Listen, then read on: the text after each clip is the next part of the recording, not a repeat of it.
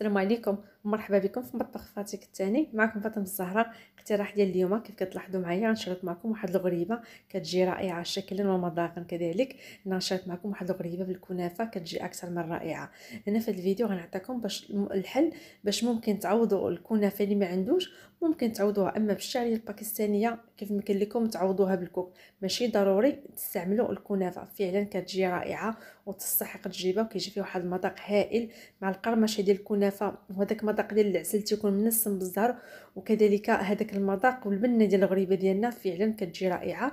بالنسبه للمكونات ديال هذه الغريبه جد اقتصاديه والمكونات متوفره في كل بيت والطريقه جد بسيطه، ممكن تحضريها بالدقيقه 90 كيف كنقولوا. هذه هي الحلوه ديالنا فعلا تستحق التجربه. انا نشارك معكم غير كميه قليله، تقريبا شي 400 غرام ديال الدقيق. كيف يمكن لكم تضاعفوا الكميه. هذه الغريبه ديالنا فعلا تستحق التجربه. دائما كيف العاده ما نطولش عليكم، دوز مباشره المقادير وطريقه التحضير. فرجه ممتعه. بسم الله، نبداو على بركه الله. اول مرحله غنبدا بها هي الكنافه. انا هذه الكنافه كانت عندي في المجمد، جبدتها وخليتها حتى ترخفت وخدت القياس ديالي ومن بعد رجعتها. كنقطعها بهذا الشكل تكون رقيقه بحال الشكل ديال التزيين ديال الحلوى. شفتوا في البدايه ديال الفيديو خاصه دوك الطريفات او الحبات ديال الكنافه ما يكونوش طوال بزاف، يكونوا قصار، ما يكونوش طوال بزاف، يجينا داك التزيين متناسق وموحد بشكل واحد. صافي غادي نحمرها في المقله. انا غنحمرها على نار مهيله مع التحريك المستمر. انا ما غنضيف لها حتى شي ماده دهنيه، ما غنديرش الزبده، ما غنديرش الزيت، غنحمر غير بحال هكا. علاش غادي نحمرها بدون الزبده ولا الزيت؟ باش تحافظ لي واحد القرمشه مده طويله. هي راه حتى في الاول درتو الزبده راه كتبقى مقرمشه، ولكن بعد راه كتاخذ واحد الرطوبه. انا ما غندير حتى حاجه، نخليها ناشفه. الا بغيتو ديروا الزبده ديروها نوازيط، ذوبوها وتاخذوا شي معلقه صغيره ولا معلقه كبيره، صافي نديروها في المقله بحال اللي غدهنوا المقله. صافي هذيك الكنافه كتنسم. انا غادي نحركها مع التحريك المستمر ونار مهيله كيف قلت لكم باش يجينا لون موحد، ما يجيناش شي محمر وشي محروق، تنحصلوا على اللون هذا. هي من بعد فاش كتبقى تنشف راه كتنشف الماء وكتسمعوا هذيك الخشخشه في المقله، كتسمعوا بدات كتقرمش تماما بحال الشعريه الباكستانيه. هنا لما عندكمش الكنافه راه ممكن تعوضوها بالكوك. راه نفس في الكوك كيجي مذاق زوين، غير ما كتكونش هذيك القرمشه ولكن نفس المنظر راه نفسه. هنا عندي 200 غرام ديال الزبده، هنا عندي كيس ديال السكر فانيلا، هنا عندي معلقه صغيره ديال خميره الحلويات تقريبا شي 4 غرام ولا 5 غرام، هنا عندي بيضه كامله. الكنافه اللي حمرت معكم في بدايه ديال الفيديو. بالنسبه للدقيق غادي نحتاج من 400 حتى ل 450 غرام. انا بالضبط احتاجت معايا 400 غرام. هنا باش غتعوضوا الكنافه هنا غنوريكم الشعريه الباكستانيه، راه تماما غنوريكم، راه من نفس اللون.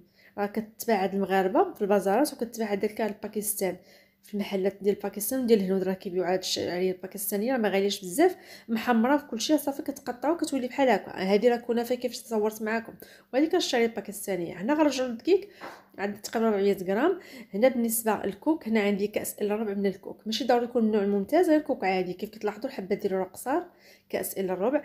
هنا عندي نص كاس ديال الزيت وفايت واحد شويه، تقريبا كاس الا ربع ما كاملش ديال الزيت نباتيه. بالنسبه للسكر عندي كاس. هادو هما المكونات اللي غادي نحتاج. دابا غادي ندوز باش نخدم الزبده. انا غندير الفاني، ما صورتش معكم الملحه، انا غنضيفها ضروري الملحه باش كنصحوا الذوق، بحال القبصه ديال الملحه، لان عندنا العسل ومع الحلاوه ضروري نستعمل الملحه باش ما تجيش البسوله ديال الحلاوه. صافي غادي ندير السكر نخدمه مع الزبده كيف المعتاد. ضروري الزبده، انا الزبده ما جبدتهاش بكري ودخلتها في الفران كان عندي سخون وخليتها دابت شويه وخليتها بردت حتى ترخفت، خدت حراره المطبخ باش كتجيني سهله في الخدمه. صافي غنخدمها مع السكر حتى داك الحبيبات ديال السكر اللي كانوا غلاظ راه كيذوبوا واحد شويه. هو الثاني داك علاش كنديروا حبيبات باش تجينا الحلوه ديالنا مقرمشه.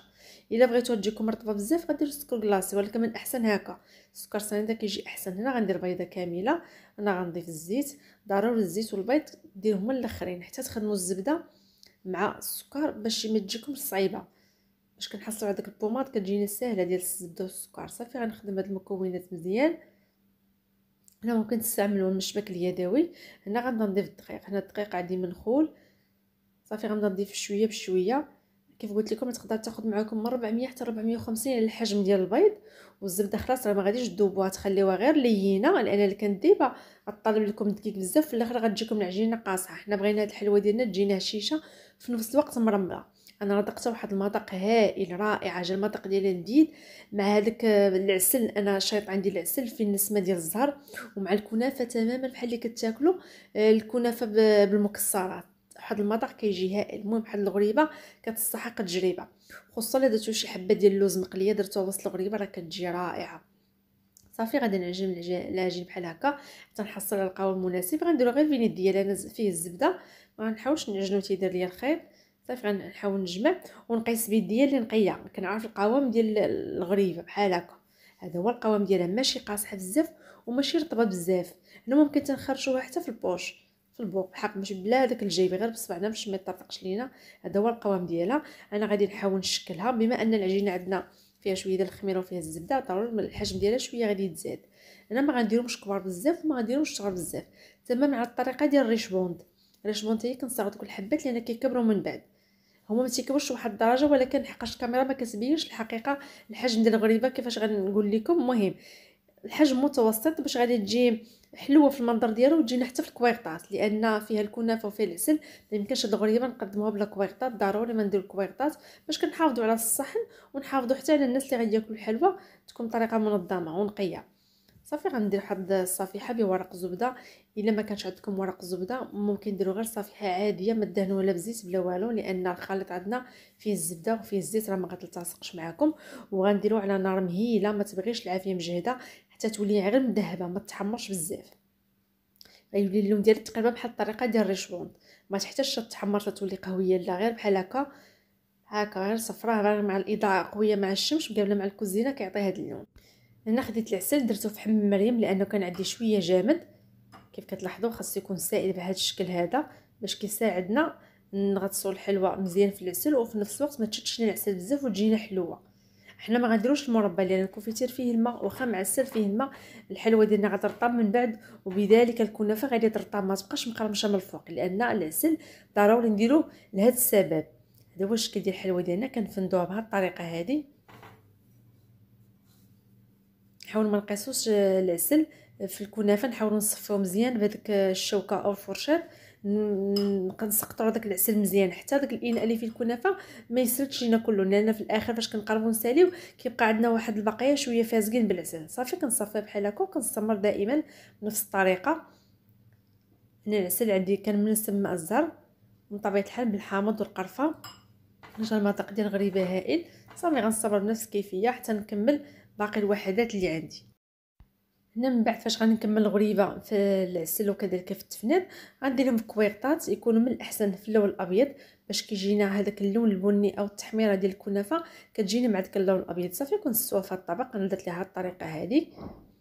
كنتمنى الفكره تنال الاعجاب ديالكم، فعلا تستحق تجربه وكتجي هماويه وكتجي انيقه. هنا ممكن تزينوها بخطوط ديال الشوكولاته، كيبقى لكم الاختيار. انا خليتها غير بحال هكا. كيف يمكن لكم ديروا شي عقيقه الوسط لان فيها العسل، راه اي حاجه حطيتها راها كتشد، او فواكه معسله، ولكن من الاحسن تبقى بحال هكا بهذا الشكل هذا كتجي رائعه فعلا تستحق تجربه. كنتمنى الفكره ديال اليوم والاقتراح ديال اليوم ينال الاعجاب ديالكم. الى هنا كنوصلوا لنهايه ديال الفيديو، استودعكم الله الى فيديو قادم باذن الله. السلام عليكم.